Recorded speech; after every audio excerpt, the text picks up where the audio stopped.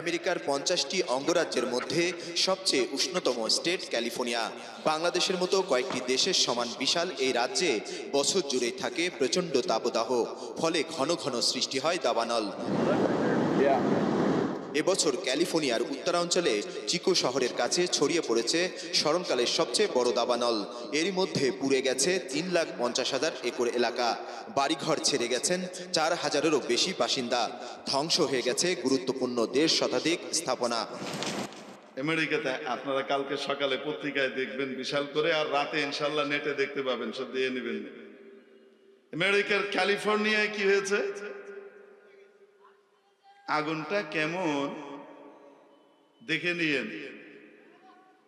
তারা বুঝতে পারছে না এই আগুন হলো কিভাবে, গোটা শহর পুড়ে যাচ্ছে। সুবহানাল্লাহ।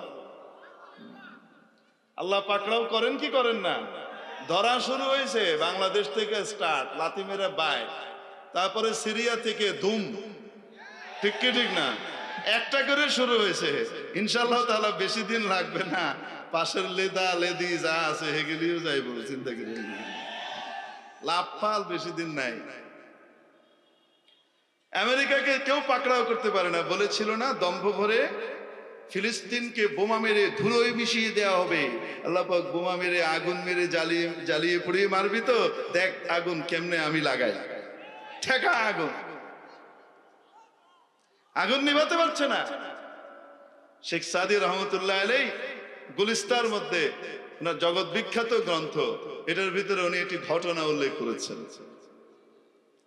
এক বেটা বড় জালিম ছিল,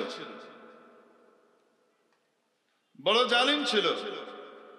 একবার তার বাড়িতে কোত্থেকে আগুন লাগলো, লেগে তার পুরা প্রাসাদ জ্বলে পড়ে ছারখার হয়ে গেছে, আর সে পাশে এরকম করে বসে আছে, ডাঁটে আঙুল দিয়ে বসে আছে, আর বলছে কিভাবে এই আগুন লাগলো, আমার সব শেষ করে দিল। পাশ দিয়ে বুজুর্গ যাচ্ছিলেন তো মনে করিয়ে দিচ্ছেন, কোত্থেকে লেগেছে বুঝো নাই, ওই যে গরিব মানুষের উপরে, অসহায় মানুষের উপরে যে জুলুম করেছিলা, ওই জুলুমের দিল থেকে যে ধোঁয়া বের হয়েছে, আগুন এসে লেগেছে। ফিলিস্তিনিদের আহের আগুন আমেরিকাকে জ্বালানো শুরু করেছে। এটা কুদরতি আগুন। অতএব জুলুম থেকে যত দ্রুত ওরা বিরত হবে আর তওবা করবে, তত দ্রুত বাঁচবে। ওদের সাথে আল্লাহর শত্রুতা আর আমাদের সাথে মনে হয় বিশেষ সখ্যতা, যারা আমরা বিকাশে ওদেরকে টাকা বাড়াই, ইহুদিদেরকে বিকাশে টাকা পাঠাই। ইহুদিদের যে বড় বড় দান বাক্স খোলা আছে আমার বাংলাদেশে, সেই দান বাক্সে টাকা জমা দেই মুসলমানকে হত্যা করবার জন্য।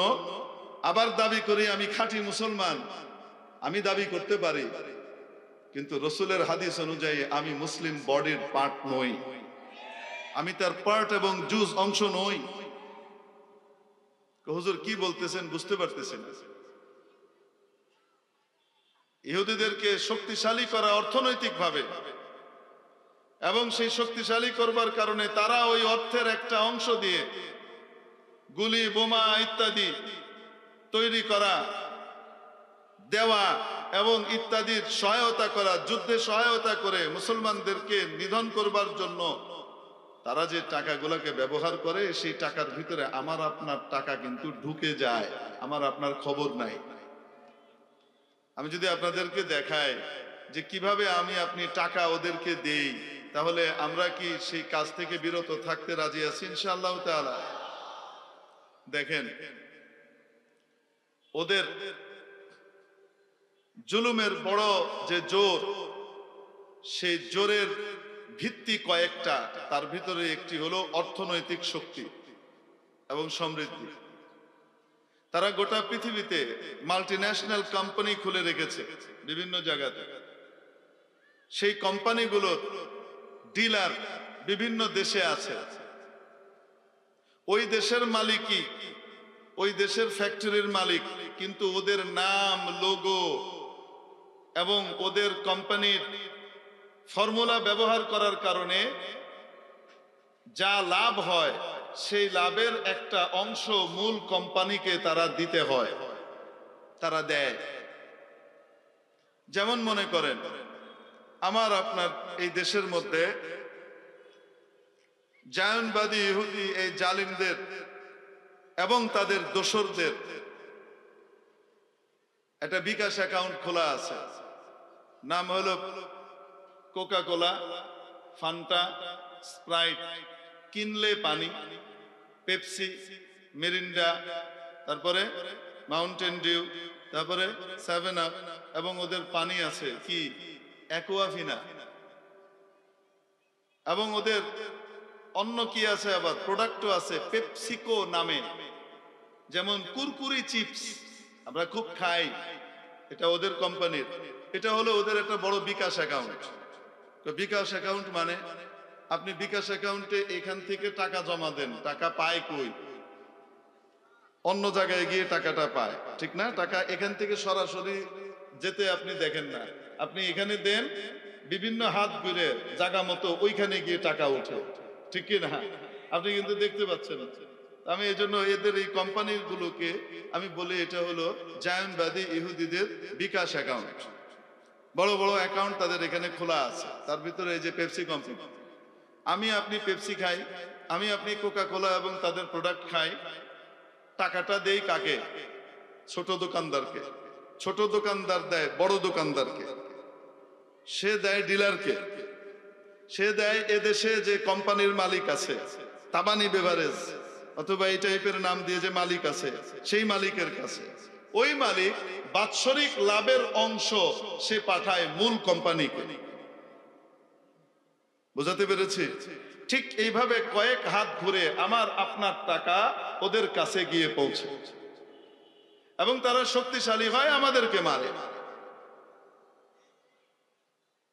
ইউনিলিভার কোম্পানি,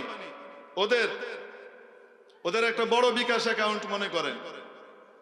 ইউনিলিভার কোম্পানির কি নাই আপনি দেখেন, Lux, Wheel, Rin, Surf Excel, তারপরে ডাভ নামে যা আছে, ডিওভির, এর যত প্রোডাক্ট আছে, লোশন, সাবান,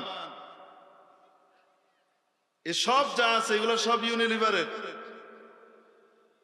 ইউনিলিভার হলো এদের সবচেয়ে বড় বিকাশ অ্যাকাউন্ট এই দেশে। এদের এই প্রোডাক্টগুলো আমি আপনি কিনি, ছোট দোকানদার, বড় দোকানদার, ডিলার, এদেশের মালিক, তারপরে এখান থেকে কার কাছে? মূল কোম্পানির কাছে তাদের লভ্যাংশ পাঠাইতে হয়। এভাবে আমি আপনি টাকা দিয়ে ওদেরকে শক্তিশালী করছি, আর এই শক্তিশালী হওয়ার পরে তারা আমার ভাই বোনকে মারছে, হত্যা করছে, আমার আপনার শিশুকে হত্যা করছে। ওই হত্যাকাণ্ডের ভিতরে আমি আপনি অংশগ্রহণ করছি। মেরে মুহতারাম দোস্ত, একজন মুসলমান হিসেবে চিন্তা করা উচিত যে কোক, পেপসি এবং ওদের প্রোডাক্ট, যেমন নেসলে কোম্পানির যা আছে, কিটক্যাট চকলেট থেকে শুরু করে নেসলে কোম্পানির যা কিছু আছে, এগুলো ওদের। পিজা হাট, বার্গার কিং, কেএফসি, এগুলো সব কাদের? ওদের। বাটা, এগুলা কার? ওদের। এগুলা কি কি আছে প্রোডাক্ট আপনারা খুঁজে বের করতে পারবেন, যেগুলোর দ্বারা জায়নবাদী ইহুদিরা লাভবান হয়, অর্থনৈতিকভাবে মোটা সোটা হয়, শক্তিশালী হয়, আর আমাদের মুসলমানকে মারে। আমি আপনি যদি শুধু এই কথা ভাবি যে আমি আপনি কোক, পেপসি না খেলে মারা যাব না, কিন্তু আমি আপনি খেলে আমার আপনার ভাই আর বোন আর ছোট বাচ্চাটা মারা যাবে, তাহলে খোদার কসম ওদিকে তাকালে ঘৃণা আসবে, খেতে মন চাইবে না। আমি আপনি লাক্স ব্যবহার না করলে, আমি আপনি লাইফ বয় ব্যবহার না করলে, ইউনিলিভারের প্রোডাক্ট ব্যবহার না করলে, আমি আপনি নেসলে কোম্পানির জিনিস ব্যবহার না করলে মারা যাব না, কিন্তু আমি আপনি যদি ব্যবহার করি আমার মুসলিম ভাই বোন মারা যাবে। এই কথা যদি চিন্তা করি তাহলে আর ব্যবহার করতে মন চাবে না, নিজেকে বিরত রাখতে পারবো, ঠিক কিনা? মেরে মুহতারাম দোস্ত, কার্যকরী পদক্ষেপ নিতে হবে।